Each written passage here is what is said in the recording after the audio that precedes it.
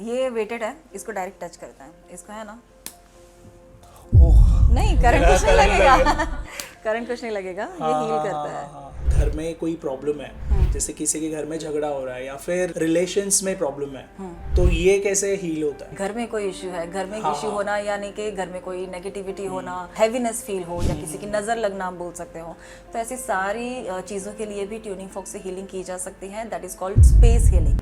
आप ना सिर्फ घर की, अपनी ऑफिस की, घर की, किसी एक रूम की, अपने कैबिन की, दुकान की, सब जगह की हीलिंग कर सकते हो स्पेस हीलिंग से। तो ये डीएनए हीलिंग एग्जैक्टली है क्या? हमारे परदादा थे या दादा थे, वो कुछ ऐसे नेचर के थे, वैसा ही नेचर हमें मिला है, या फिर हेरिडिटी बोल सकते हो, उन्हें पर्टिकुलर बीमारी थी, वो बीमारी हमारे अंदर आ रही है। Okay. या फिर एक पर्टिकुलर पैटर्न बोल सकते हो, फाइनेंस हमारा ऐसा था और पीढ़ियों से ऐसे ही चल रहा है, फाइनेंस वो पैटर्न से बाहर ही नहीं निकल रहा है। वो कर्जे का हो सकता है, डेट का हो सकता है, या फिर कम इनकम का हो सकता है।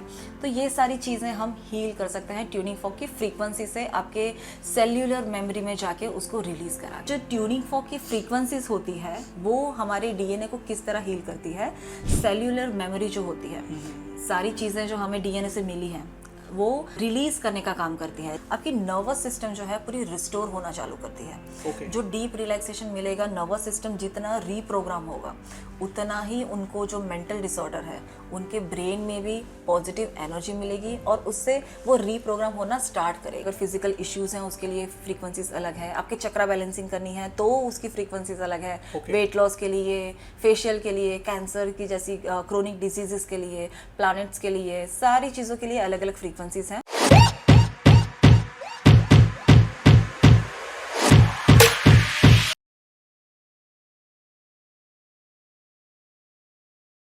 नमस्कार मित्रांनो, स्वागत आहे तुमचं अजून एका नवीन पॉडकास्टमध्ये. तर आजचा पॉडकास्ट जो आहे, आपण बऱ्याच टाईपचे हीलिंग आत्तापर्यंत बघितल्यात पॉडकास्टवरती. त्यामध्ये अजून एक हीलिंग आहे ज्याला ट्युनिंग फॉक असं म्हणतात. सिमिलर टू साऊंड हीलिंग आहे. आता जसं की साऊंडने फायनान्शियल प्रॉब्लेम असेल, कुणाला काही इश्यूज असतील लाईफमध्ये, कुणाची भांडणं होत असतील, या हिलिंगने बरे होतात. आणि आजच्या पॉडकास्टमध्ये आपल्यासोबत जे गेस्ट आहेत त्यांना ह्यावरती चांगलं नॉलेज आहे, त्यामुळे मी त्यांना इन्व्हाइट केलं आहे. ट्युनिंग फोकचा चांगला उपयोग करून आपल्या लाईफमध्ये कसा बदल आणू शकतो आजच्या पॉडकास्टमध्ये आपण बघणार आहोत. पूर्ण पॉडकास्ट एंडपर्यंत पहा. हा पॉडकास्ट जो आहे तो हिंदीमध्ये होणार आहे. नमस्ते मैम. नमस्ते, मेरा नाम अमीशा गुर्जर है। मैं एक हीलर हूँ, साउंड और energy healer. Almost all kind of modalities मैंने सीखी हुई है और प्रैक्टिस भी कर रही हूँ, जैसे कि रेकी, 5D, आकाशिक reading, healing, tarot, astrology, vastu, और अभी ट्यूनिंग फॉक्स फ्रीक्वेंसी हीलिंग। अभी हम सेशंस भी ले रहे हैं और कोचिंग भी कर रहे हैं। ओके. तो मुझे ये जानना है कि मतलब आपकी लाइफ की जो जर्नी है, ये ट्यूनिंग फोक या फिर वास्तु, ये आपने जो अभी तक हीलिंग सीखी है जी। ये डायरेक्टली आप में वो हॉबी या फिर कह सकते हैं बचपन से जब हम सुनते आते हैं तो ऐसा कुछ था, या फिर लाइफ में बाद में आपने सीखने की आप में इच्छा थी? जी, एज अ प्रोफेशन वाइज अगर देखें तो मैं कैबिन क्रू थी। आपको Okay. पता होगा, जैसे 2019 में जेट एयरवेज में एज अ कैबिन क्रू काम करती थी। ओके. 2019 में जेट एयरवेज के बंद होने के बाद कुछ करना था, लेकिन बहुत सालों से फ्लाई कर रही थी तो फ्लाइंग कंटिन्यू नहीं करना था। 9 to 5 की जॉब अब होगी नहीं। हाँ. और पैशन था, कुछ करना है लोगों के लिए, सोसाइटी के लिए, लेकिन क्या करूँ कुछ समझ में नहीं आ रहा था। ओके. तो लेकिन पैशन था, स्पिरिचुअलिटी के लिए रिलेटेड मुझे बहुत कुछ था, लेकिन किस डायरेक्शन में आगे बढ़ना है वो समझ में नहीं आ रहा था। ओके. फिर सोचा चलो हीलिंग मोडालिटी से स्टार्ट करते हैं। फिर रेकी सीखा, 1 by 1 सारी मोडालिटी सीखते गए, और इसमें इतना है कि जितना सीखो उतना कम है। Right. तो कुछ ना कुछ सीखना इवन टुडे चलता ही रहता है। ओके. तो इस तरह से फिर एक फाइनली एक दिन गूगल पे मैंने वीडियोस देखे। कुछ फॉरेनर्स थे जो ट्यूनिंग फॉक का यूज़ कर रहे थे और हीलिंग कर रहे थे। इवन टुडे आप जाके जब गूगल में सर्च करोगे सिर्फ फॉरेनर्स ही आपको यूज़ करते हुए दिखेंगे, क्योंकि इंडिया में इतनी अवेयरनेस नहीं है ट्यूनिंग फोक के? यस, ट्यूनिंग फॉक के बारे में। लेकिन वो इतना अच्छा हीलिंग मोडालिटी है, इतना इंस्टेंट रिजल्ट देता है, तो आई वांट के उसकी अवेयरनेस हमारे इंडिया में भी आनी चाहिए। ओके. ओके. ट्यूनिंग फोक ये बाकी मोडालिटीज से अलग कैसे है? देखिए, there are various kind of modalities, like energy healing होती है, डिस्टेंस हीलिंग होती है, साउंड हीलिंग होती है, ट्यूनिंग फॉक हीलिंग होती है। एनर्जी हीलिंग में क्या होता है, जैसे रेकी हो गया, 5D हीलिंग हो गया, और भी कई हीलिंग मोडालिटीज़ हैं, उसमें हम एनर्जी से हीलिंग करते हैं। हमारी Correct. खुद की एनर्जी नहीं होती है, यूनिवर्स की एनर्जी हम एक मीडियम की तरह यूज़ करते हैं और सामने वाले को, जो भी क्लाइंट है, जो भी इशू है, उस इशू के लिए हम एनर्जी देते हैं। इससे बोलते हैं energy healing. Correct. Sound healing और ट्यूनिंग फॉक में क्या डिफरेंस है, अगर आप मुझे पूछो तो साउंड हीलिंग में क्या होता है, जो भी सिंगिंग बोल आपने सोशल मीडिया पे देखे होंगे, वो जो सिंगिंग बोल्स होते हैं उसकी एक पर्टिकुलर नोट होती है। Okay. हर एक चक्रा के अकॉर्डिंग वो सिंगिंग बोल की एक नोट होती है। जब आप नोट के अंदर डीप जाओगे और डीप डाइव करोगे तब आपको फ्रीक्वेंसी मिलेगी, जो ट्यूनिंग फॉक्स में होती है। Okay. हर एक ट्यूनिंग फॉक पे एक पर्टिकुलर फ्रीक्वेंसी ट्यून हुई होती है और उस पर लिखा हुआ होता है, तो वही फ्रीक्वेंसी से यूज़ करके हम हीलिंग कर सकते हैं। तो ये फ़र्क है साउंड हीलिंग में और ट्यूनिंग फॉक्स में। ओके, तो क्या हम ट्यूनिंग फोक्स का लाइफ में यूज़ करके हमारे जो भी डेली प्रॉब्लम्स लोगों के लाइफ में होती है Yes. वो हील कर सकता है? एब्सोल्युटली। ओके. सिर दर्द से लेके बीपी का लो होना, हाई होना, शुगर, इवन मैंने कैंसर पेशेंट्स की भी हीलिंग की है ट्यूनिंग फॉक्स से, और उसके रिकॉर्ड्स मतलब रिपोर्ट्स के साथ हमने हमारे इंस्टा पेज पे अपलोड भी किए थे। इतने अच्छे रिजल्ट कैंसर की बीमारी में भी मिले हैं ट्यूनिंग फॉक की। कोई एक एग्जांपल है लाइक किसी के साथ ऐसा मतलब ट्यूनिंग फोक यूज़ करने के बाद में लाइफ में चेंज हुआ है? जी जी, एक कैंसर पेशेंट है, अब तो उन्होंने मुझसे ट्यूनिंग फॉक सीख लिया। Now she is working as a professional tuning fork healer. अब वो लोगों की हीलिंग करती है, इतनी इंस्पिरेशन मिली है उनको। तो आप मतलब सिखाते भी हो? जी, हमारी कोचिंग भी चलती है, क्लासेस भी चलते हैं, ट्यूनिंग फॉक्स हम सिखाते भी हैं। Okay okay. वो जो लेडी थी उन्हें पता चला कि उन्हें ब्रेस्ट कैंसर है, ब्रेस्ट में उनके सिस्ट है, तो Okay. उन्हें मुझसे ज़्यादा उनको भरोसा था ट्यूनिंग फॉक्स पे कि उन्हें कोई मेडिसिन नहीं करनी है, कुछ नहीं करना है, उन्हें सिर्फ ट्यूनिंग फॉक्स से हील होना है। तो मैंने Okay. बोला ठीक है, हम करेंगे हीलिंग, लेकिन एक शर्त पे, 1 महीने बाद आप फिर से रिपोर्ट्स निकलवाओगे और पता चलेगा हमें, हम तो कर ही रहे हैं बट साइंटिफिकली भी प्रूवन होना चाहिए। राइट, टेस्ट करने. यस, तो 1 महीने बाद हमने फिर से उनके रिपोर्ट्स निकलवाए, तो हमें पता चला कि जो उनकी सिस्ट की साइज़ थी, रिटर्न में रिपोर्ट्स में आया कि वो काफ़ी छोटी हो गई है। इवन डॉक्टर्स वर अमेज्ड कि आप कुछ नहीं कर रहे हो, आयुर्वेदिक, होम्योपैथी, कोई दवाई नहीं खा रहे हो, तो कैसे ये कम होगा? Correct. तो उन्होंने बताया उन्होंने कि फ्रीक्वेंसी हीलिंग मैं कर रही हूँ। Even doctors are very much aware, doctors भी मान रहे हैं, मे बी शायद इंडिया में नहीं, लेकिन बाहर तो हॉस्पिटल में भी साउंड हीलिंग, सिंगिंग बोल से, ट्यूनिंग फॉक्स से फ्रीक्वेंसी हीलिंग हॉस्पिटल में भी चलती है। ओके. तो जैसे कि आपने कहा कि ये बाहर यूज़ ऑलरेडी होती है, फिर से वीडियोस भी काफ़ी सारे ऑलरेडी हिंदी में है, लाइक बाहर के जो लोगों ने अपलोड किए है, तो ये ओरिजिन कहाँ पे है, मतलब कहाँ से हुआ ये? सी ओरिजिन की अगर मैं बात करूँ ना, तो मैंने जहाँ से सीखा था ये कोर्स, यूएस की बात कर रही हूँ, तो जो ट्यूनिंग फॉक्स मुझे दिए गए थे उसकी फ्रीक्वेंसी ठीक नहीं थी, तो मैंने उनसे कहा कि आपके फॉक्स ठीक नहीं है, तो आप ये मुझे या तो एक्सचेंज कर दीजिए या तो क्या इसका सोल्यूशन होता है बताइए। तो उन्हें बहुत टाइम लग गया मुझे रिप्लाई करने में। ओके. तो मैंने पूछा क्या बात है, तो उन्होंने मुझे बोला कि ये जो ट्यूनिंग फॉक्स मैन्युफैक्चर हुए हैं जहाँ से, तो हम वहाँ बात करने की कोशिश कर रहे हैं, जब वहाँ से रिप्लाई आएगा तो आपको बताएंगे। ओके.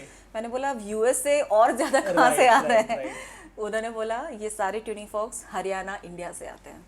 ओके. सारे ट्यूनिंग फॉक्स यूएसए में, यूके में बोलो, दुबई में बोलो, इवन इजिप्ट में, मेजोरिटी जो ट्यूनिंग फॉक्स जाते हैं एल्यूमिनियम वाले, वो सारे इंडिया से बन के जाते हैं। Okay Yes. ओके. तो ओरिजिनेटेड देखा जाए तो ये रेडी तो इंडिया में हो रहा है, मैन्युफैक्चरिंग और प्रोडक्शन आप हाँ। बोलो तो यस, मेजर जो उसका एक्सपोर्ट का काम है वो इंडिया से ही होता है। और अगर आप मुझे बोलो कि फ्रीक्वेंसीज क्या होती है, फ्रीक्वेंसी की इनिशिएशन कहाँ से हुआ, तो इसका इनिशिएशन अगर मैं सॉल्फिजियो फ्रीक्वेंसीज की बात करूँ, सबसे इनिशियली तो यही फ्रीक्वेंसी सामने आई थी, यहीं से सब स्टार्ट हुआ था। बेस आप बोलो ट्यूनिंग फॉक्स का तो सॉल्फिजियो फ्रीक्वेंसीज ही हैं। ओके. तो सॉल्फिजियो फ्रीक्वेंसीज जो है वो 1970s में डॉक्टर पुलियो करके जापान में थे, उन्होंने सॉल्फिजियो फ्रीक्वेंसीज इन्वेंट की। Okay. इसके बाद में अलग अलग फ्रीक्वेंसीज और बनती गई, जैसे कि अब तो वेट लॉस के लिए फ्रीक्वेंसीज हैं, फेशियल के लिए फ्रीक्वेंसीज हैं जो काफ़ी अच्छा रिजल्ट देती है, कैंसर के लिए, किडनी पेशेंट्स के लिए, इवन प्लैनेट्स के भी फ्रीक्वेंसीज बन गई है। अगर Okay, आपका कोई okay. ग्रह वीक है, प्लैनेट वीक है, तो आप उसके लिए भी फ्रीक्वेंसी उठा के आपकी खुद की हीलिंग कर सकते हो। तो आपके लिए हीलिंग का मतलब क्या है? जैसे फॉरगेटिंग या फॉरगिविंग या फिर ट्रांसफॉर्मिंग, किसी का ट्रांसफॉर्मेशन जैसे लाइफ का पूरा है? जी, ट्रांसफॉर्मेशन बहुत ही ज़्यादा ज़रूरी है। कोई भी क्लाइंट जब हमारे पास आता है वो क्या चाहता है, ट्रांसफॉर्मेशन चाहता है। जब वो मेडिकल साइंस है, मेडिकल साइंस मतलब मेरा मतलब है एलोपैथी की मेडिसिन है, डॉक्टर्स है, इन सब से जब थक जाता है, कहीं से उसे जवाब नहीं मिलता है, कोई सोल्यूशन नहीं मिलता है, तब वो एक हीलर के पास आता है। तो अब हमारी रिस्पॉन्सिबिलिटी बनती है कि उनके जो भी इश्यूज़ है लाइफ में वो हमारा 100% देके उन्हें हील करने की कोशिश करें। ट्रांसफॉर्मेशन तो होगा ही होगा। जैसे आपने मुझे पूछा कि फॉरगिविंग या फिर फॉरगेटिंग क्या ज़्यादा इम्पॉर्टेंट है, मैं समझती हूँ कि हम ह्यूमंस के लिए ना ये चीज़ें बहुत मुश्किल है। फॉरगिविंग मतलब किसी से आपका झगड़ा हुआ, कोई आपके क्लोज वन से, लोग आपको क्या बोलेंगे, छोड़ दो, जाने दो, भूल जाओ। आप एक पॉइंट पे आके आप भी बोलोगे कि अच्छा चलो ठीक है मैंने माफ़ कर दिया, लेकिन क्या आप सच में माफ़ कर पाते हो? जब भी वो शख्स आपके सामने आएगा या ऐसी कोई चीज़ है, कोई ऐसे इंसिडेंट होगा, तब आपको ये बात याद आएगी इसने मेरे साथ इतने टाइम पहले ये किया था। तो फॉरगिव करना थोड़ा मुश्किल है। फॉरगेट करना, जैसे कोई क्लोज वन की डेथ हो गई या किसी का सीरियस ब्रेकअप हो गया, बाकी लोग क्या सलाह देते हैं, भूल जाओ, आगे बढ़ो। इवन वो इंसान भी चाहता है उसमें से बाहर निकले, आगे बढ़े, बट कैसे इतना बड़ा दुख जो आया है लाइफ में उसे कैसे हम फेस करें या उसमें से बाहर निकले। इस टाइम पे ट्यूनिंग फॉक्स स्टेप इन करता है और हमें जो भी इमोशनल बैगेज है, हर्ट है, ग्रीफ है, जो भी नेगेटिव इमोशंस हैं वो रिलीज कराने में हमारी हेल्प करता है। तो क्या किसी का कार्मिक इश्यू जो है, साउंड या वाइब्रेशंस जो एनर्जी है, इससे हम क्लियर कर सकते हैं? जी पॉसिबल है। लेकिन ये मैजिक नहीं है कि मैंने कुछ कर दिया और तुरंत हो जाएगा। इट्स अ प्रोसेस है। मतलब हम सबसे पहले कोई भी इश्यू होता है तो उसके रूट कॉज को समझने की कोशिश करते हैं। आपने जैसे मुझे पूछा कि कार्मिक, तो कार्मिक चीज़ क्या है, कर्मा क्या है? कर्मा हमारा एक स्टोर्ड इमोशनल बैगेज होता है, मेमोरी होती है, यू कैन से। तो पास्ट एक्शंस की भी हो सकती है, रिएक्शंस की भी हो सकती है, ग्रीफ, हर्ट। और ये वो ऐसा ज़रूरी नहीं है कि पिछली लाइफ की हो, इस लाइफ के भी हो सकते हैं। तो ये जो भी सारी नेगेटिव इमोशंस मैंने आपको बताया, वो हमारे जो एनर्जी फील्ड होती है उससे चिपक जाते हैं। इसकी वजह से हम उसमें से बाहर ही नहीं निकल पाते हैं। वो हमारी एनर्जी फील्ड से चिपका हुआ रहता है। तो ये ट्यूनिंग फॉक क्या करता है, अपनी फ्रीक्वेंसी, अपनी वाइब्रेशन के साथ जब ये वाइब्रेशन और फ्रीक्वेंसी प्रोड्यूस होती है, तो ये कर्मा, ये नेगेटिव इमोशंस जो है बबल अप होते हैं और वाइब्रेशन के साथ ही डिसॉल्व हो जाते हैं। इतने इजी तरीके से और इतने इंस्टेंटली ये हील होना चालू हो जाते हैं। तो क्या किसी का साउंड एनर्जी पे उतना ट्रस्ट होना ज़रूरी है? क्योंकि जैसे हम आध्यात्मिक वीडियोस जो बनाते हैं उसमें कहते हैं कि अगर आप भक्ति कर रहे हो तो आपका विश्वास होना ज़रूरी है। तो क्या वैसे ही यहाँ पे वर्क होता है? किसी का कोई जो क्लाइंट है उसका ट्रस्ट होना ज़रूरी है? ओके सही बात है आपकी। ऐसा मैं मानती हूँ कि क्या आप वाईफाई देख सकते हो, क्या आप थॉट्स देख सकते हो, रेडियो फ्रीक्वेंसीज जो होती है उसको देख पाते हो, इमोशंस को देख पाते हो, तो आपके ना मानने से कोई फ़र्क ही नहीं पड़ेगा। वाईफाई अपना काम करेगा ही करेगा, आपके फ़ोन में वो सिग्नल देगा ही देगा, आपको किसी ना किसी से वो कनेक्ट करेगा ही करेगा। तो हम चाहे ना चाहे ये अपना काम करता ही है। एक एग्जांपल मैं आपको दूंगी कि कोई आपका अच्छा गाना है, कोई आपका फेवरेट गाना है और आप घर में अकेले हो और अच्छे मूड में हो, फुल वॉल्यूम में सुन रहे हो, आपको बहुत अच्छा लग रहा है, उसके साथ में थोड़ा हल्का हल्का डांस भी कर रहे हो। सेम सिनारियो है, आप कहीं काम पे से, ऑफिस से एकदम थके हारे घर आ रहे हो और सेम गाना एकदम सेम लाउड म्यूजिक में बज रहा है, आपको कैसा होगा? बंद करो इसे। करेक्ट। क्यों? क्योंकि वो साउंड दिखाई नहीं देता है, लेकिन साउंड तो है, उसकी वाइब्रेशन तो है, फ्रीक्वेंसी कहीं ना कहीं वो आपकी बॉडी को, आपके मेंटल इमोशंस को अफेक्ट करेगी ही करेगी। करेक्ट। तो इस तरह फ्रीक्वेंसी काम करती है। तो मुझे ये जानना है कि ये ब्रेन वेव्स होता क्या है और ट्यूनिंग फॉक से ये कैसे हम हील कर सकते हैं? जी, ब्रेन वेव्स मतलब हमारे जो भी हम बात कर रहे हैं, अभी हम बैठे हैं, हम आप आराम से बात कर रहे हैं, हाथ पैर हिल रहे हैं, that is called beta brain wave. Okay, different हमारे ब्रेन वेव्स होते हैं, gamma, beta, alpha, delta, theta, ये सारे अलग अलग ब्रेन वेव्स होते हैं। जैसे अल्फा या थीटा में हो तो आप डीप रिलैक्सेशन में चले जाओगे। अगर रिप्रोग्रामिंग वगैरह कुछ करना है या डीप रिलैक्सेशन चाहिए तो हम अल्फा और थीटा प्रेफर करते हैं। इवन हिप्नोसिस जो होता है वो भी थीटा में ही होता है। तो उसके लिए आपको ब्रेन वेव एक्सेस करना बहुत ज़रूरी है। और ट्यूनिंग फॉक्स के साथ हम कैसे कर सकते हैं? Tuning forks, even sound healing, जो सिंगिंग बोल्स वगैरह होते हैं, विद इन 10 to 15 मिनट्स किसी भी इंसान को, किसी भी क्लाइंट को आप अल्फा ब्रेन वेव में लेके जा सकते हो। वो Okay. बाय डिफॉल्ट चले ही जाएंगे, क्योंकि ये जो फ्रीक्वेंसीज और वाइब्रेशन प्रोड्यूस होती है वो अल्फा में चले ही जाएंगे। Okay. और फिर हमारे लिए एज अ हीलर बहुत ईजी हो जाता है उनको डीप रिलैक्सेशन में ले जाना, सबकॉन्शियस माइंड को उनको रीप्रोग्राम करना, या कोई अगर हिप्नोथेरेपिस्ट है तो हिप्नोथेरेपी करनी है, तो ये ब्रेन वेव एक्सेस करना बहुत ज़रूरी है। Okay okay. तो जैसे आपने कहा कि अभी ये ब्रेन वेव्स को भी हील करते हैं, तो मुझे ये जानना है कि डे टू डे लाइफ में जो लोगों के अभी क्वेश्चंस है, यस। जैसे किसी के घर में कोई प्रॉब्लम है, जैसे किसी के घर में झगड़ा हो रहा है या फिर रिलेशंस में प्रॉब्लम है, तो ये कैसे हील होता है? जी, आपने दो डिफरेंट सवाल पूछ लिए हैं। किसी घर में कोई इश्यू है, घर में हाँ, इश्यू हाँ। होना यानी कि घर में कोई नेगेटिविटी होना, कुछ ऐसी कोई चीज़ें होना कि उनको हैवीनेस फील हो, या किसी की नज़र लगना आप बोल सकते हो। तो ऐसी सारी चीज़ों के लिए भी ट्यूनिंग फॉक से हीलिंग की जा सकती है। That is called space healing. आप ना सिर्फ घर की, अपनी ऑफिस की, घर की, किसी एक रूम की, अपने कैबिन की, दुकान की, सब जगह की हीलिंग कर सकते हो स्पेस हीलिंग से। स्पेस हीलिंग जो ट्यूनिंग फॉक से ही होती है, बेसिकली हम क्या करते हैं उसमें, जो भी आपकी जगह है, जो भी नेगेटिविटी छुपी है या किसी ने कुछ किया हुआ है, उसे निकालने का काम करता है। ये फ्रीक्वेंसी इतनी स्ट्रांग है, ना सिर्फ स्पेस की, आपकी खुद की बॉडी में अगर किसी की नज़र है या किसी ने कुछ किया हुआ है, Okay. उसको भी रिलीज करने का काम करती है। Okay Yes. ओके। और रिलेशनशिप्स में प्रॉब्लम अगर हो यस तो वो कैसे ठीक होता है? यस, हमारे पास ऐसी भी फ्रीक्वेंसीज हैं जो रिलेशनशिप ठीक करने के लिए भी की जा सकती है। Again I would say root cause हमें जानना ज़रूरी होता है। कई बार हस्बैंड वाइफ होते हैं तो हस्बैंड आके बोलते हैं कि हमारे रिलेशनशिप अच्छे नहीं चल रहे हैं, मेरी बीवी ऐसी है, वो वैसी है, तो आप हील कर दीजिए। लेकिन हमें तो पता नहीं कि एक्चुअल इश्यू कहाँ है, हस्बैंड के साथ में या Correct, वाइफ के correct. साथ में। तो हमें रूट कॉज जानना पड़ेगा कि कहाँ से प्रॉब्लम आ रही है, किसका हार्ट चक्रा इम्बैलेंस है। कई लोग ऐसे होता है ना कि उनको किसी के साथ नहीं जमती, एक जन दो जन नहीं, ये तो वैसा है, वो तो वैसा है, किसी के साथ उनकी नहीं जमती है। Correct. तो इसका मतलब ये है कि हमें उनके लिए दूसरों की हीलिंग करने की ज़रूरत नहीं है, उनकी हीलिंग, उनका हार्ट चक्रा हील करने की ज़रूरत है। जब उनका हार्ट चक्रा हील होगा तो ऑटोमेटिकली वो हार्ट टू हार्ट लेवल पे और लोगों को अट्रैक्ट करना चालू कर देंगे। तो ये डीएनए हीलिंग एग्जैक्टली है क्या? जैसे कि फॉर एग्जांपल मेरे डैडी से कोई प्रॉब्लम, कार्मिक इश्यूज वगैरह है, वो अभी मेरे साथ भी वही चीज़ें हो रही है। मैंने बहुत सारी कोशिश की है, यहाँ वहाँ जाने के बाद भी मुझे रिजल्ट्स में यही आ रहा है कि मेरे कर्मा में मुझे, मतलब वो मेरे लाइफ में होने ही वाली है चीज़, तो रिजल्ट्स नहीं आ रहे मुझे। तो क्या डीएनए रिपेयर किया जा सकता है ये ट्यूनिंग फॉक्स के थ्रू? जी, बिल्कुल किया जा सकता है। पहले तो हम समझने की कोशिश करेंगे ये है क्या। एंसेस्ट्रल हीलिंग बोलो या फिर डीएनए हीलिंग बोलो, जैसे आपने बताया कि आपके फादर से आपको कोई चीज़ें मिली है, वो रिलीज़ करनी है या वो पैटर्न आपको स्टॉप करना है, तो वो कैसे, किस तरह से कर पाएंगे।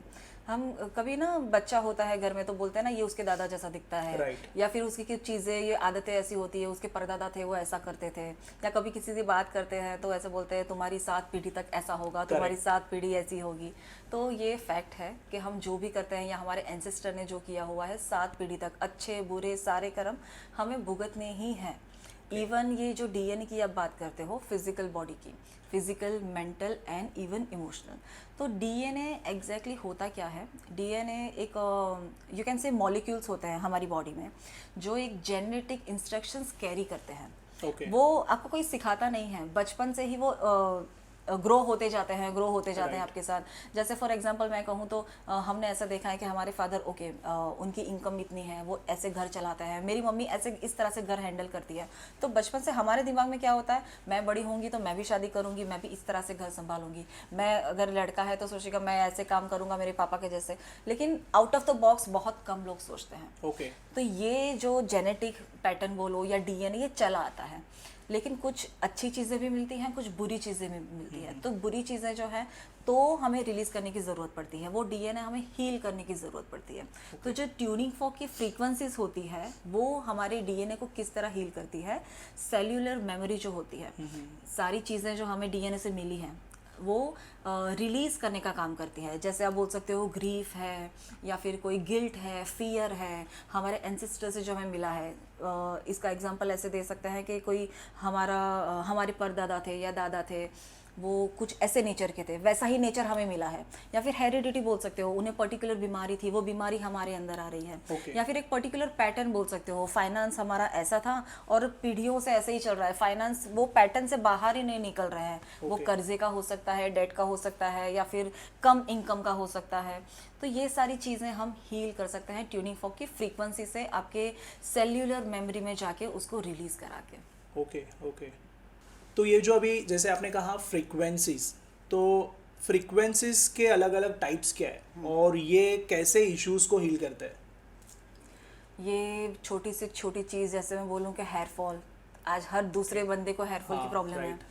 हेयर फॉल, हेयर लॉस, या फिर फेशियल करवाने जाते हैं हम बड़े बड़े सलॉन्स में, इतनी महंगी महंगी बोटॉक्स वगैरह, क्या क्या साइड इफ़ेक्ट्स हो रहे हैं हमें सबको पता है। तो ये बिना किसी साइड इफ़ेक्ट की फ्रीक्वेंसी फेशियल, और इतना इंस्टेंट रिजल्ट होता है। एक सेशन के बाद you could actually see your face uplift, पूरा अपलिफ्ट हो जाता है, रिंकल्स गायब हो जाते हैं, फेस पे एक अलग सा ग्लो आ जाता है। Okay. इस तरह से ये काम करता है। तो अगर मैं ट्यूनिंग फॉक्स की बात करूँ तो ऐसा नहीं है कि एक या दो फॉक्स हमारे पास है उससे हम सब कुछ हील कर देंगे।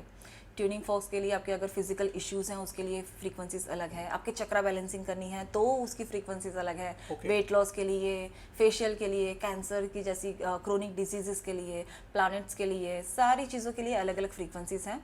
तो हमें डिजीज़ या फिर इश्यू के अकॉर्डिंगली फ्रीक्वेंसीज चूज़ करनी है और उसके अकॉर्डिंगली हीलिंग करनी होती है। Okay okay. जैसे मुझे इसमें और थोड़ा इंटरेस्ट आ रहा है क्योंकि फ्रीक्वेंसीज तो जैसे हमें पता है दिखती तो है नहीं, और आपने बताया कि हर एक चीज़ में मतलब अलग अलग फ्रीक्वेंसीज का यूज़ होता है हील करने के लिए। तो मुझे कुछ ऐसे दिख सकता है वो फ्रीक्वेंसीज, क्या मैं देख सकता हूँ? ओके तो मैं आपको सिर्फ एक समझाने की कोशिश करती हूँ हाँ। सिंपल लैंग्वेज में, कि आपने पुराने ज़माने का रेडियो देखा होगा। तो वो रेडियो कैसा होता था कि एक बटन होता था उसका, राइट, हमें एक वो बटन ना ट्यून करना पड़ता था। तो वो एक जब एक फ्रीक्वेंसी कैच कर लेता था तो वो अच्छे Song play होता सॉन्ग था, प्ले हाँ, अच्छे से बजता था। लेकिन वो अगेन वो जरा भी आगे पीछे थोड़ा बहुत हो जाता था फिर खराब हो जाता था, Correct. इम्बैलेंस हो जाता था, टैं टू खराब वाली आवाज़ चालू हो जाती थी। हमारी बॉडी भी वैसी ही है। इवन मैं तो कहूँगी कि यूनिवर्स में जितनी भी चीज़ें हैं, लिविंग नॉन लिविंग जितनी भी चीज़ें हैं इंक्लूडिंग ह्यूमन बीइंग्स, सारी सबकी एक पर्टिकुलर फ्रीक्वेंसी होती है। अभी मैं आपके साथ बैठी हूँ, ये मेरा हाथ हिल रहा है, मुंह ठीक से चल रहा है, क्योंकि मेरे फेस की, मेरे हाथ की फ्रीक्वेंसी जो नॉर्मल फॉर्मेशन में होनी चाहिए वो है। हाँ, मेंटेन है। अगर वो इम्बैलेंस हो जाएगी, जैसे रेडियो का बटन आगे Correct. पीछे हो जाएगा, फ्रीक्वेंसी खराब हो जाएगी, वैसे ही हमारी बॉडी की जो नॉर्मल फ्रीक्वेंसी होनी चाहिए वो इम्बैलेंस हो जाएगी। तो क्या होगा, मुझे पेन चालू हो जाएगा, स्वेलिंग चालू हो जाएगी, अनईजी फील होना चालू हो जाएगा, मुझे एकदम थकावट सी हो जाएगी। ये सारी फ्रीक्वेंसी इम्बैलेंस होने के सिम्टम्स Okay. हैं। तो क्या ये रिंकल्स आना, डार्क सर्कल्स आना, ये फ्रीक्वेंसीज का ही है? फ्रीक्वेंसी से हम हील कर सकते हैं। फ्रीक्वेंसी से जो रिंकल्स आप बोल रहे हो, फेस की अपलिफ्टमेंट होती है, रिंकल्स ये होते हैं, पिंपल्स की तकलीफ होती है, हमारे वाइब्रेशन हीलिंग के, फेशियल के भी सेशंस इतने चलते हैं और Okay. उससे भी अच्छे रिजल्ट्स आए हैं। तो Okay. ये सारी चीज़ें भी फ्रीक्वेंसी हीलिंग से ठीक हो सकती हैं। तो आपके हिसाब से ये ट्यूनिंग फोक है क्या, मैजिक, मिथ या फिर मेडिसिन? ओके, आई वुड से मैजिक और मेडिसिन तो डेफिनेटली है, बट मिथ नहीं है। क्योंकि मैं अगर आपसे कहूँ कि अगर आपकी फॉर एग्जांपल अगर हाथ में कहीं पेन है, हाँ. तो ये ट्यूनिंग फोक है, this is unweighted tuning folk. Okay अगर इस तरह से हमें घुमाना है, बस इसको एक्टिवेट करके इसी तरह से हमें इस पे घुमाना है। जैसे जैसे ये हाथ ये फ्रीक्वेंसी अब्जॉर्ब करने लगेगा, वैसे वैसे ये अपने नॉर्मल फॉर्मेशन में आना चालू हो जाएगा। इतनी इजीली ये हीलिंग होती है।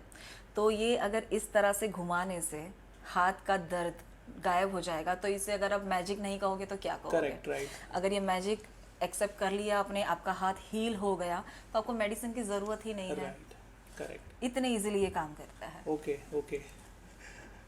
आप देखिए, मैं आपको ट्राई करवाना चाहूँगी हाँ. कि कैसे वाइब्रेशन आपको फील होती है। करेक्ट। यस तो ये हीलिंग के पार्ट से अलग अलग यस है। यस। ओके। तो फॉर एग्जांपल किसी को अगर कैंसर है तो क्या वो ट्यूनिंग फोक से ठीक हो सकता है? आप क्या सजेस्ट करोगे, वो डॉक्टर के पास जाना चाहिए या फिर? देखिए, हम कभी भी ये नहीं कहते हैं किसी भी क्लाइंट की जो मेडिसिन चालू होती है, हम कभी ये नहीं सजेस्ट करते हैं कि आप मेडिसिन स्टॉप कर दीजिए या हमारे कहने पे चालू कर दीजिए। मेडिसिन चालू करना बंद करना आपको हमेशा आपके डॉक्टर के गाइडेंस में ही करना है। Okay. हम ये नहीं कहते। लेकिन आप एक समझने की कोशिश कीजिए, शायद किसी बंदे को कैंसर जैसी बीमारी है, उसे पता चला, उसके लिए ज़्यादा प्रॉब्लमेटिक और ज़्यादा धक्का देने लायक पता है क्या होता है? वो प्रोसेस नहीं होता है उसकी सर्जरी, कैंसर का, ये सारी चीज़ें, कीमो के सेशंस, कीमो के लिए जाना आना, हॉस्पिटल में लोग जो मिलने आते हैं, अरे अरे तुम्हें कैंसर हो गया, चलो ठीक हो जाओगे, चलो ये हो जाएगा, ये सारी चीज़ें, ये जो प्रोसेस चलता है ना कुछ सालों तक उसमें से बाहर आने के लिए, वो उसको हैंडल करने के लिए, उसको फेस करने के लिए उसको ना हिम्मत चाहिए होती है। तो ये फ्रीक्वेंसी जो होती है ना, ये डायरेक्ट आपकी बीमारी उस पर तो काम करती ही करती है, लेकिन जो इमोशनल आपको बैगेज होता है, इमोशनली आपको सपोर्ट करता है, या फिर फिजिकल मैं बोलूँगी कि एनर्जी फील्ड जो आपकी होती है उसे स्ट्रॉन्ग करती है। एनर्जी की फील्ड स्ट्रॉन्ग होने से ही आप कीमो या फिर और भी कोई ट्रीटमेंट जो आपकी चल रही है उसको अच्छे से स्ट्रांगली फेस कर पाओगे, हैंडल कर पाओगे। तो ट्यूनिंग फॉर्क ऐसे मतलब डॉक्टर की आप दवाइयाँ चालू ही रखो, लेकिन ऑल्टरनेटिव थेरेपी के तरीके से आपको इन सारी चीज़ों में भी सपोर्ट करेगा। ओके। अभी थायराइड्स पे भी बहुत सारे प्रॉब्लम्स चल रहे हैं बहुत, और जैसे मेडिसिन्स में भी रिजल्ट्स नहीं आ रहे, बहुत महीनों से सालों से मेडिसिन्स ले रहे हैं लेकिन फिर भी प्रॉब्लम्स है, तो क्या ये वहाँ पे वर्क हो सकता है? बिल्कुल। सबसे पहले तो कोई भी बीमारी हमारी लाइफ में आती है ना, ऐसे एक दिन में नहीं आ जाती कि आज सुबह उठे हो कि ये हो गया। ये इमोशनल बैगेज जो होता है, जो इमोशनल चीज़ें होती हैं, हर्ट, ग्रीफ, किसी ने हमें कुछ कह दिया, ये सारे चीज़ें ना हम अब्जॉर्ब करते हैं, हमारी एनर्जी फील्ड जो होती है वो अब्जॉर्ब करती है। आज किसी ने ये कह दिया, आज ये हुआ मेरे साथ, तो ये ब्लॉकेज बनते जाता है, और जितना हमारी एनर्जी फील्ड बर्दाश्त कर सकती है उतना करेगी। जब बर्दाश्त नहीं कर पाएगी तो ये सारे ब्लॉकेजेस मिलके एक बड़ा ब्लॉकेज बनेंगे और हमारी लाइफ में बीमारी बन के आएंगे। तो इसीलिए हम हमेशा कहते हैं, इवन आपको कोई बीमारी नहीं भी है, टाइम टू टाइम आपकी एनर्जी फील्ड, आपके चक्रास बैलेंस करना, हील करना बहुत ज़रूरी है।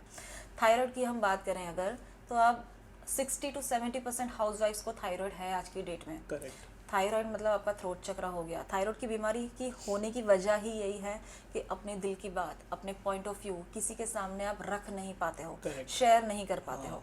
एक हाउसवाइफ की अगर बात करें, कितने भी मॉडर्न हो जाए, कितनी भी मॉडर्न फैमिली हो, सारी छूट हो, सब कुछ अपनी मर्जी से करती हो, लेकिन अगर वो हाउसवाइफ को शाम को फॉर एग्जांपल खाना बनाना है किसी के लिए, तो वो ये नहीं सोचेगी कि मेरा फेवरेट ये है तो ये बनाओ, वो ये सोचेगी कि ऐसा क्या बनाऊं कि सब खा ले, सब बाकी घर का क्या फेवरेट है। तो ये अननोइंगली ही सही, लेकिन अपनी प्रायोरिटी वो पीछे करते जाती है। लोगों को मतलब फैमिली मेंबर्स को प्रायोरिटी देना, इसमें कहीं ना कहीं वो पीछे जाती रहती है एंड सडनली एक दिन रियलाइज होता है कि भाई मेरी प्रायोरिटीज कहाँ गई, मेरा अस्तित्व क्या है। तो जब ये उसको रियलाइज होना चालू होता है, तब ये थायराइड की बीमारी उनके सामने आती है। ओके। तो ये भी हील हो सकता है? बिल्कुल। हम थायराइड की भी हीलिंग के बहुत सारे पेशेंट्स हैं हमारे पास। कईयों ने तो थायराइड की मेडिसिन स्टॉप भी कर दी है, बंद भी कर दिया था। लेकिन ये हम अगेन मैं आपसे कहूँगी कि डॉक्टर के गाइडेंस में ही चालू करना है, बंद करना। लेकिन हमारे पास कई ऐसे क्लाइंट्स हैं जिनकी थायराइड की मेडिसिन स्टॉप हो गई है। तो ये तो बहुत इंटरेस्टिंग है, क्योंकि हर एक चीज़ पे, जैसे आपने बताया कि हर एक चीज़ हील हो सकती है ये ट्यूनिंग फॉर्क से। तो मुझे इतना इंटरेस्ट इसीलिए आ रहा है क्योंकि आपने जैसे कहा कि मेडिसिन्स तो कंटिन्यू करनी है, लेकिन ये भी इफ़ेक्ट उतना देगा हमें लाइफ में। तो अगर मुझे सीखना है इसके बारे में, अगर मुझे क्लासेस ज्वाइन करना है, तो क्या मैं कर सकता हूँ? बिल्कुल कर सकते हैं। लेकिन क्या ये एक दिन में पॉसिबल है? एक दिन में वो गूगल पे जो अवेलेबल है ना, जो लोग 528 मतलब डीएनए हील कर दोगे, 639 मतलब रिलेशनशिप हील कर दोगे, ऐसा नहीं होता है। ये फ्रीक्वेंसीज के पीछे पूरा साइंस है, फ्रीक्वेंसीज का कॉम्बिनेशन बनता है, फिर उससे हीलिंग होती है, तब जाके रिजल्ट मिलता है। किसी एक फ्रीक्वेंसी से आप ऐसे सोचोगे कि गूगल पे देखा हूँ कि ये इसका ये यूज़ है, मैं ये कर लूँ हो जाएगा, ऐसा नहीं होता है। वो जो बाकी लोग सिखाते हैं 99 रुपीज़ में इतना कोर्स करो और बाद में बड़ी रकम बताओ और उनको कोर्स के लिए अप्रोच करो, ये सब काम हम नहीं करते हैं। टाइम लगेगा। एक दिन में मैं बोलूँ आपको कि सीख जाओगे, ऐसा नहीं होगा। प्रोसेस है उसका, आपको प्रोसेस फॉलो करना पड़ेगा। लेकिन हाँ, हमारे ऑफलाइन भी कोर्सेज होते हैं और ऑनलाइन भी कोर्सेज होते हैं। आप जो आपको कन्वीनियंट लगे आप ज्वाइन कर सकते हैं। ओके, तो ये कितने दिन का कोर्स होता है? ऑफलाइन कोर्स हमारा 2 दिन का होता है और ऑनलाइन जो कोर्स होता है वो 1 महीने का होता है। 1 महीने में मतलब 5 वीक्स और 2 डेज ऐसे, तो टोटल 10 सेशंस होते हैं। ओके। तो हमारी एक क्लाइंट थी, उनको हार्ट अटैक हुआ था, हॉस्पिटलाइज थी, आईसीयू में थी। उनके फैमिली मेम्बर्स ने हमें कांटेक्ट किया था कि उनकी हीलिंग करनी है। उनके वाइटल्स एक्चुअली नॉर्मलाइज नहीं हो रहे थे। एक 5-6 दिन मतलब एक वीक बोल सकते हो, वाइटल्स उनके नॉर्मलाइज नहीं हो रहे थे, इस वजह से उन्हें आईसीयू में रखा हुआ था। तो मैं जब वहाँ गई ट्यूनिंग फॉक्स लेके, तो उनके फैमिली मेम्बर्स वो वेरी श्योर कि आप कीजिए हीलिंग। लेकिन मुझे ऐसा लग रहा था कि मैं हॉस्पिटल में आईसीयू में हीलिंग करने जा रही हूँ, कहीं डॉक्टर कुछ बोल ना दे मुझे। क्योंकि होता है ना, किसी को पता नहीं होता तो वो सोचते हैं कि पता नहीं ये जादू टोना कर रहे हैं, क्या कर रहे हैं, जबकि tuning forks is pure science, there is no tantra mantra nothing. तो मैं जब वहाँ गई तो डॉक्टर्स मुझसे मिले, तो डॉक्टर्स ने मुझे पूछा कि ये क्या है चीज़। तो मैंने बोला ये फ्रीक्वेंसी हीलिंग होती है, ट्यूनिंग फॉक्स है। मैं डर डर के जवाब दे रही थी कि कहीं मुझे अभी भगा ना दे। तो उन्होंने बोला अच्छा ये तो बहुत अच्छी चीज़ है, आपको करना चाहिए। तो I was like are you aware, आपको पता है ये क्या चीज़ है? तो बोलते हैं सिर्फ हमें ही इंडिया में ही अवेयरनेस नहीं है, बाकी पूरे वर्ल्ड में अवेयरनेस है कि फ्रीक्वेंसी हीलिंग के क्या रिजल्ट होते हैं। तो मतलब मैं तो आपको बोलता हूँ आप प्लीज़ यहाँ पे आके हीलिंग कीजिए, पूरे रूम की भी हीलिंग कीजिए ताकि बाकी के पेशेंट्स को भी फ़ायदा हो इससे। और हमने उनकी हीलिंग करी। आप बिलीव नहीं करोगे कि उसके बाद उन्हें नॉर्मल जनरल में रूम में शिफ्ट किया गया, और बाद में जब उनकी एंजियोग्राफी की गई कुछ भी ब्लॉकेज नहीं आया उनको। उनके 1 हफ्ते से वाइटल्स नॉर्मल ही नहीं हो रहे थे, एंजियोग्राफी में बिल्कुल उनको ब्लॉकेज ही नहीं आया। तो डॉक्टर ने बोला कि पता नहीं आप क्यों यहाँ पे आए थे, कुछ भी ब्लॉकेज हमें नज़र नहीं आ रहा है। तो इतने अच्छे रिजल्ट्स ट्यूनिंग फॉक की हीलिंग से आए हैं हमें। तो मुझे अभी 2 क्वेश्चंस पूछने हैं, जैसे क्या इससे चक्रा बैलेंस हो सकते हैं, और अगर बैलेंस जैसे लोग बोलते हैं कि चक्रास अलाइन होना इम्पोर्टेंट है, बैलेंस होना इम्पोर्टेंट है, तो उसके बाद क्या फ़ायदे हैं? बिल्कुल। हमारी बॉडी में बहुत सारे चक्रास होते हैं, 7 चक्रास नहीं है, बहुत सारे चक्रास हैं। मेन पावर पॉइंट जिसे बोलते हैं वो 7 चक्रास हैं हमारे। ठीक है, तो ये बैलेंस होना बहुत ज़रूरी है। एक भी चक्रा इम्बैलेंस हो गया तो उसके ऊपर और नीचे वाले चक्रा को भी वो इम्बैलेंस करेगा। तो इसके लिए 7 चक्रा बैलेंस होना बहुत ज़रूरी है। अगर आपके 7 चक्रास बैलेंस है, ना कोई बीमारी होगी, ना कोई इशू होगा, रिलेशनशिप का इशू होगा, ना कोई फाइनेंस का इशू होगा, क्योंकि ये सारी लग्जरियस चीज़ें बोलो, स्पिरिचुअल चीज़ें बोलो, हमारे चक्रा से रिलेटेड ही हैं। ट्यूनिंग फॉक इसमें अमेजिंगली काम करता है। मैं इसलिए बता रही हूँ कि जितनी भी हीलिंग मोडालिटीज़ आप देखोगे बाकी की, मैं सारी प्रैक्टिस करती हूँ, मैं किसी मोडालिटी को नीचा या गलत नहीं बता रही हूँ, लेकिन मेजरली मैंने देखा है कि सिर्फ और सिर्फ चक्रा पे काम करते हैं। मतलब फॉर एग्जाम्पल अगर किसी को किडनी का इशू है तो उसके एसोसिएटेड जो चक्रा है वो चक्रा की हीलिंग करते हैं। वेरएज ट्यूनिंग फॉक में क्या है कि ट्यूनिंग फॉक में एक पर्टिकुलर फ्रीक्वेंसी होती है हमारे पास, जो एक नॉर्मल किडनी को फंक्शन करने के लिए चाहिए होती है। तो जो फ्रीक्वेंसी किडनी की है नॉर्मल फंक्शनिंग के लिए, उससे हम जब किडनी की हीलिंग करना चालू करेंगे, जैसे जैसे वो किडनी ये फ्रीक्वेंसी अब्जॉर्ब करना चालू करेगी, वो अपने नॉर्मल फॉर्म में आना चालू हो जाएगी, नॉर्मल फंक्शनिंग करना स्टार्ट कर देगी। तो इस तरह से हम काम करते हैं किडनी पे या किसी और चीज़ के लिए। हम चक्रा बैलेंसिंग करने नहीं बैठते हैं। चक्रा बैलेंसिंग बहुत इंपॉर्टेंट है, लेकिन जब आपको पता है डॉक्टर आपको कुछ इश्यू है, तो इसमें ऐसा है कि आपके पास 2 ऑप्शंस हैं। अगर कुछ पेन हो रहा है या कुछ इश्यू है बॉडी में, फिजिकल पेन, तो उसके लिए या तो एक नॉर्मल पेन किलर जो आपके पास अवेलेबल घर में पड़ा है, या तो फिर डॉक्टर ने आपको प्रिस्क्राइब करके कुछ मेडिसिन दी है उस पर्टिकुलर इश्यू के लिए। तो यही फ़र्क है चक्रा बैलेंसिंग में और हम जो ट्यूनिंग फॉक से करते हैं। वो प्रिस्क्राइब पेन किलर जो डॉक्टर देते हैं वो particular body organ, body part पे या फिर मेंटल ब्लॉकेज पे या इमोशनल चीज़ों पे हम डायरेक्टली काम करते हैं। तो हम रूट कॉज से उसको निकालते हैं। करेक्ट जी। मेन रीज़न रूट कॉज जो हम बोलते हैं कि फाइनेंस का क्या होता है, तो हमारा मूलाधार चक्र जिसे रूट चक्र कहते हैं हम, बहुत से सारी लग्जरीज, आप अपनी लाइफ की बात करो, लग्जरीज ले लो, फ्यूचर फाइनेंस ले लो, फ्यूचर फाइनेंस के रिलेटेड स्ट्रेस ले लो, ये सारी चीज़ें हमारे रूट चक्रा से रिलेटेड हैं। तो अगर आपका रूट चक्रा इम्बैलेंस हुआ, सबसे पहले आपको फाइनेंस में इश्यूज आएंगे। फ्यूचर फाइनेंस की आपको टेंशन हो जाएगी, मेरा फ्यूचर कैसे होगा, क्या होगा, सर्वाइवल के थॉट्स आएंगे। आप सर्वाइव कर पाओगे, नहीं कर पाओगे, कैसे आपका फ्यूचर होगा, क्या करोगे आप। मेटाबॉलिज्म इम्बैलेंस हो जाएगा, वेट या तो एकदम बढ़ना चालू हो जाएगा या तो एकदम कम होना चालू हो जाएगा। ये सारी दिक्कतें हमें रूट चक्रा के इम्बैलेंस होने से आती है। तो अगर हम अपना रूट चक्रा बैलेंस रखें, जो कि बहुत ही सिंपल है, जैसे मैंने अभी आपको बताया, ट्यूनिंग फॉक से सिर्फ आपको हीलिंग करनी है। इतने सिंपल तरीके से अपना रूट चक्रा बैलेंस रख सकते हो। इससे आपका फाइनेंस भी ठीक हो जाएगा, फ्यूचर फाइनेंस की जो टेंशन या स्ट्रेस है वो भी सारी आपकी रिलीज होना चालू हो जाएगी। तो जैसे कि लोग अभी डे टू डे लाइफ में 12 घंटे तक काम करते हैं लैपटॉप के सामने बैठ के, तो किसी का नेक पेन हो गया, बैक पेन हो गया, तो ऐसी कोई फ्रीक्वेंसी है जो फिज़िकली भी हमें फिट रख सकती है? ऐसी कुछ चीज़ है जो हम हील कर सकते हैं? जी बिल्कुल। 128 हर्ट्स, शायद आपने सुना होगा या गूगल पे मिल जाएगी आपको ये फ्रीक्वेंसी फॉरेन में एक डॉक्टर हैं, उनका ये कहना है कि साउंड हीलिंग के सारे इक्विपमेंट, सारे इंस्ट्रूमेंट्स एक तरफ, और ये 128 हर्ट्स की जो फ्रीक्वेंसी है, ओके इसको आप एक्सटेंशन लगा लो। अभी ये नहीं लगा हुआ है, लेकिन एक क्रिस्टल एक्सटेंशन भी आता है, वो हमारे दूसरे फोक्स में अवेलेबल है। क्रिस्टल लगा हुआ 128 हर्ट्स फ्रीक्वेंसी एक तरफ। ओके इससे आप ऑलमोस्ट, आई वुड से, फिजिकल पेन जो होता है, लाइक माइग्रेन ले लो, हेडेक, बैक एक, नेक का पेन है, या फिर घुटने का दर्द है, any kind of physical pain, आप ये फ्रीक्वेंसी यूज़ कर सकते हो। इससे आपको इंस्टेंट, जैसे जैसे आप इसको यूज़ करते जाओगे वैसे वैसे यू कुड एक्चुअली फील कि कुछ रिलीज हो रहा है, पेन मेरा कम होते जा रहा है। तो ये इंस्टेंट रिलीफ देता है। तो ये मैं रख सकता हूँ मेरे साथ? 100%। Okay great. जिन्हें मेंटल डिसऑर्डर है, तो क्या ये हील किया जा सकता है ट्यूनिंग फॉक से भी? जी बिल्कुल। कई लोगों के मेंटल डिसऑर्डर्स, मेंटल इश्यूज जो होते हैं, वो हमने ट्यूनिंग फॉक से हील किए हैं। Okay. जैसे बहुत सी चीज़ें हैं, जैसे अल्जाइमर्स हो गया, ड्यू टू एज भूलने की बीमारी हो सकती है, मेमोरी ग्रास्पिंग पावर कम हो गया, मेमोरी पावर कम हो गया, उन लोगों पे यूज़ कर सकते हैं।